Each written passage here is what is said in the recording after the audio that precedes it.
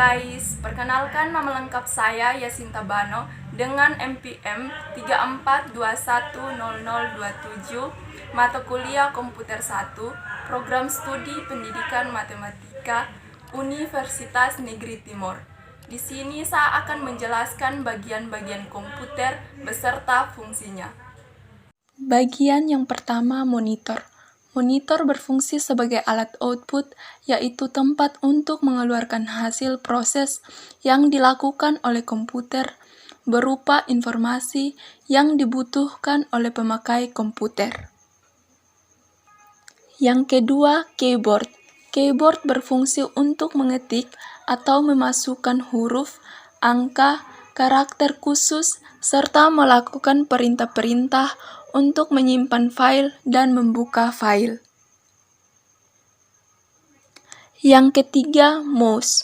Mouse berfungsi untuk menunjuk posisi kursor atau pointer pada layar komputer secara cepat. Yang keempat, speaker. Speaker berfungsi untuk merubah gelombang listrik dari perangkat audio menjadi gelombang suara atau getaran. Yang kelima, power supply. Power supply berfungsi sebagai penghantar arus listrik, kontrol voltase pada perangkat keras komputer. Yang keenam, motherboard.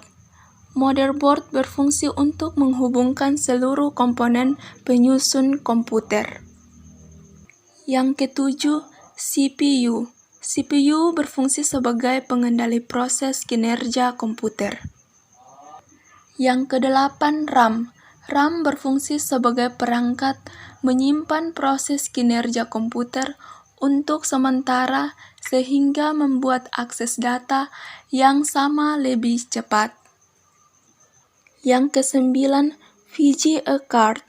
VGA card berfungsi untuk mengelola data grafis untuk bisa menampilkan layar monitor.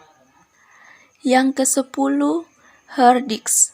Hard disk berfungsi untuk menyimpan data komputer dan penyimpanan operation system. Yang ke-11, sound card. Sound card berfungsi sebagai penghubung output audio ke speaker. Yang ke-12, LAN card. LAN card berfungsi untuk menghubungkan komputer dengan perangkat jaringan lainnya menggunakan kabel. Yang ke-13, casing. Casing berfungsi sebagai tempat yang berisi bagian besar komponen-komponen komputer. Yang ke-14, chipset. Chipset berfungsi sebagai penghubung komunikasi antara CPU dan komponen-komponen lainnya. Yang ke-15, hard drive. Hard drive berfungsi menyimpan semua data dalam komputer. Yang ke-16, modem. Modem berfungsi sebagai alat komunikasi dua arah dan digunakan untuk menghubungkan komputer ke jaringan internet. Yang ke-17, stabilizer. Stabilizer berfungsi untuk menstabilisasikan tegangan listrik apabila voltase listrik turun. Yang ke-18, kabel data. Kabel data berfungsi untuk mengirim data atau menerima data komputer. Yang ke-19, kipas. Kipas berfungsi sebagai pendingin perangkat komputer seperti prosesor dan hard disk. Yang ke-20, apps. Apps berfungsi untuk menyimpan atau menyediakan arus listrik tambahan. Yang ke-21, printer.